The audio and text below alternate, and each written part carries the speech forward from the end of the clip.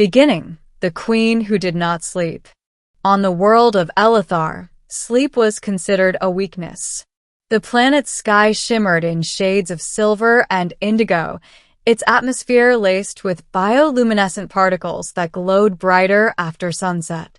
Towering crystalline spires pierced the heavens, each humming softly with harmonic energy drawn from the planet's core.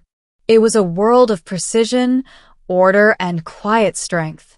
And at its heart ruled Queen Lysara Vale. She had not slept in 42 cycles. For her species, the Illyrians, sleep was rare but necessary. Their minds were vast, layered with psychic resonance and shared consciousness. When one Illyrian rested, the others could feel it like a dimming star in the collective. But Lysara did not allow herself that vulnerability. Her mate had been assassinated during a diplomatic summit. Her advisors whispered of dissent within the outer colonies. A rival faction pressed for military expansion. The burden of rule pressed constantly against her thoughts like a tightening vice. The collective mind of her people pulsed in the background, millions of thoughts brushing against hers. She was never alone, and yet she had never felt more isolated. Sleep would mean lowering her mental shields. Lowering her shields meant allowing the collective to sense her exhaustion. A queen could not be exhausted. A queen must be eternal. So Lysara endured. The human was not meant to be there. The Illyrians had observed Earth from afar for decades.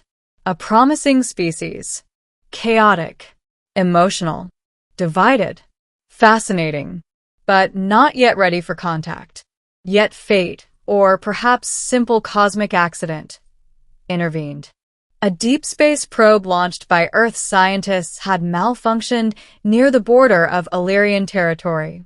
Instead of disintegrating as it should have upon entry into their controlled space, it triggered a defensive cascade. The probe carried more than instruments. It carried a man. Commander Ethan Vale had volunteered for humanity's first long-duration cryogenic deep space experiment. He was supposed to drift beyond Pluto, test survival systems, and be retrieved years later. Instead, he woke to silver skies and unfamiliar stars. He was no longer in Earth system. He was on Elithar. Ethan did not panic. He assessed. Training took over. Oxygen level stable. Gravity slightly lighter than Earth's. Atmosphere breathable, but laced with unknown particulates. His ship, if it could still be called that, was embedded in something that looked like living crystal. He stepped outside. The city, before him, defied imagination. Spiral towers. Floating platforms. Soft music in the air, without visible instruments. Beings of luminous skin and elongated forms moving with graceful precision. And then the guards arrived. They were tall, armored in sleek biometal, eyes glowing faintly violet. Weapons formed in their hands, shapes of pure light. Ethan raised his hands slowly. "Okay," he muttered. "First contact. Not how NASA planned it." Queen Lysara felt the disturbance before she saw it. A foreign mind. Chaotic. Loud. Self-contained. Human. She descended from her tower, robes flowing like liquid starlight. The crowd parted as she approached the restrained stranger. He was smaller than she expected. Solid. Dense. His thoughts flickered rapidly. Fear, curiosity, humor. Humor? Even now? Their eyes met. For a split second, something unusual happened. Silence. For Lysara, whose mind was always bathed in the chorus of her people, the human's mental presence was different. He did not resonate with the collective. He stood alone in his own mind. A single voice. It was quiet. She did not realize how much she craved that quiet until she felt it. "Release him," she commanded. The guards hesitated. "Your Majesty, his arrival was unauthorized. He is not an invasion fleet," she replied calmly. "He is one mind." Ethan blinked as his restraints dissolved. "Thank you," he said cautiously. "I think." Her voice entered his mind, not invasive, but deliberate. "You are far from home, human." He winced slightly at the telepathic contact. "Yeah, "I gathered that." She studied him, and for the first time in 42 cycles, her thoughts did not ache. Middle, the silence between minds. Ethan was confined to a diplomatic residence within the capital, not a prison, but not freedom either. The Illyrians studied him constantly. his biology. His neural patterns. His emotional spikes. But Queen Lysara visited him personally. Every cycle. At first, it was political necessity. A leader must understand the anomaly within her domain. But soon it became something else. They spoke in a mixture of translated speech and controlled telepathic contact. Lysara limited her psychic presence around him, discovering that too much overwhelmed his mind. When she dimmed her connection to the collective to avoid harming him, something unexpected occurred. The background chorus faded. For the first time in centuries, she experienced near solitude. Not total isolation, but a stillness she had forgotten existed. "You're quiet," she said one evening as they stood overlooking the glowing city. Ethan leaned on the balcony rail. "I've been called a lot of things. Quiet's not usually one of them." "No," she clarified. "Your mind. It does not reach outward. It does not pull." "That's just how humans are," he shrugged. "We're kind of stuck in our own heads." She considered that. To an Illyrian, being stuck inside one's own mind would be horrifying. To Lysara, it felt like rest. Word spread quickly among the court. The queen was spending extended time with a human. Whispers began. "He weakens her. He distracts her. He influences her decisions." Her chief advisor, Lord Varen, confronted her directly. "Your Majesty, the collective senses your withdrawal during these meetings." "I am still present," she replied. "Not fully." She did not argue, because he was correct. When she was with Ethan, she lowered her mental barriers and muted the collective. She did it unconsciously at first. Now she did it deliberately, because when she stood near him, her mind stopped screaming. One night, exhaustion overtook her. She had been negotiating outer colony disputes, calming political unrest, and projecting unwavering strength. By the time she reached Ethan's residence, her psychic shields flickered. He noticed immediately.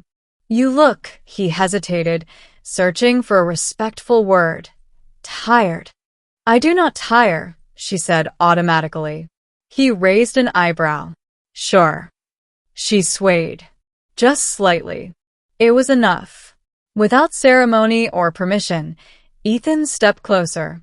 "Sit," he said gently. No one spoke to a queen like that. No one. And yet she obeyed. Not because he commanded her, but because his voice carried no fear. No manipulation. No expectation. Only concern. She sat. He remained beside her. Not touching, not intruding. Just present. "On Earth," he said quietly, "when someone's exhausted, we don't make them pretend they're not." Silence stretched. Her mental barriers thinned. The collective dimmed further. And then, she slept. The day that changed tradition. Panic rippled across Elithar. The queen's presence vanished from the collective. Alarms flared in psychic channels. Guards stormed Ethan's residence. They found him seated on the floor, back against the wall. And beside him, Queen Lysara lay resting, her luminous form curled slightly, breathing slow and steady. Ethan looked up calmly. "She's fine," he whispered. "She just needed sleep." No Illyrian had ever seen their queen so vulnerable. Lord Varen's expression hardened. "You have done something to her." "Yeah," Ethan said softly. "I let her rest." Before anyone could move, Lasara stirred. Her eyes opened slowly. She felt clear. No psychic static. No collective pressure. No endless noise. Just warmth. Just quiet. She rose gracefully. I was not harmed, she announced. The guards hesitated. Varen studied her carefully. You slept, he said. Yes. With the human present. Yes. A long silence. Then she spoke words that would alter Illyrian culture forever. His presence does not weaken me. It stabilizes me. Resistance and revelation. Not everyone accepted this. A faction within the High Council viewed Ethan as a threat, not physically, but ideologically. If the Queen required a human's presence to rest, what did that imply about Illyrian strength? A covert attempt was made to relocate Ethan for further study. Lasara sensed it instantly. For the first time in centuries, her response was not measured diplomacy. It was fury. She appeared in the containment chamber before the guards could activate restraints. You will release him, she commanded, her psychic aura blazing. Your Majesty, Varen protested. This is precaution. This is fear. She stepped between Ethan and her own guards. He is under my protection. The message rippled through the collective. Unmistakable. Final. Later, Ethan confronted her gently. You didn't have to start a civil war over me. She almost smiled. It would not have been a war. It would have been brief. He chuckled, then grew serious. You can't depend on me forever. The words struck deeper than he intended. I do not depend, she said quietly. You do, he replied softly. And that's not weakness. She looked at him, really looked at him.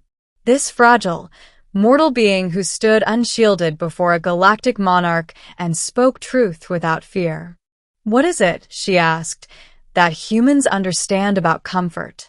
He thought for a moment. Maybe that it's not about power. It's about trust. You don't relax because someone forces you to. You relax because you feel safe. Safe. An Illyrian queen had not felt safe since ascending the throne. Until a human sat beside her and asked nothing. A new tradition.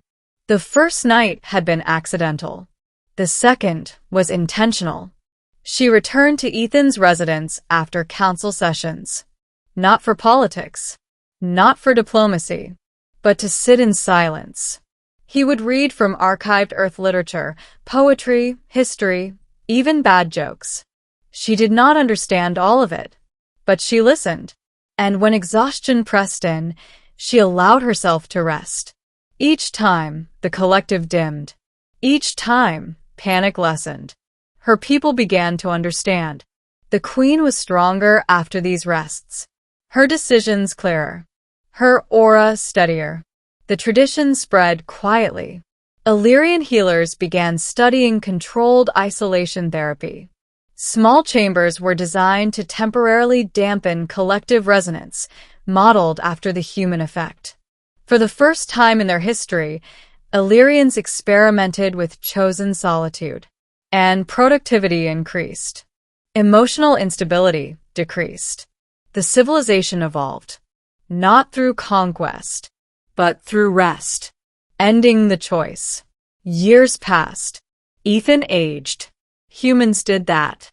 Lasara did not in the same way. Her lifespan spanned centuries. He would not.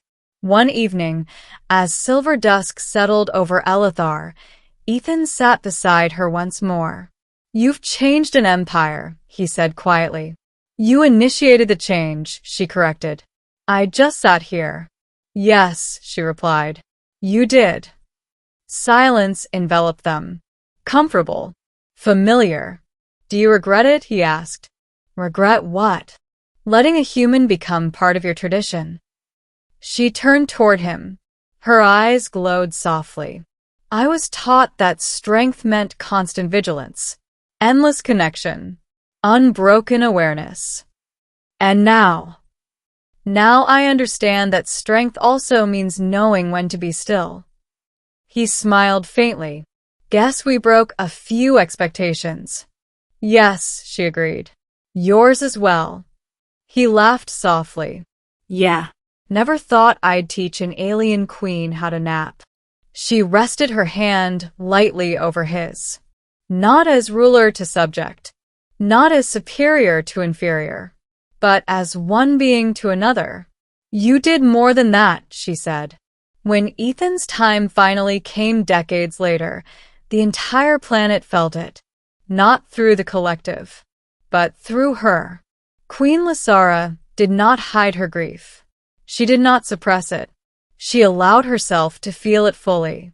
And that, too, became tradition. In the centuries that followed, every Illyrian ruler honored the human vigil, a ceremonial cycle of chosen solitude to remember the importance of quiet strength. Statues were raised not of a conqueror, but of a seated human, gazing at the horizon. The inscription beneath read, "He brought silence to a world that had forgotten how to rest."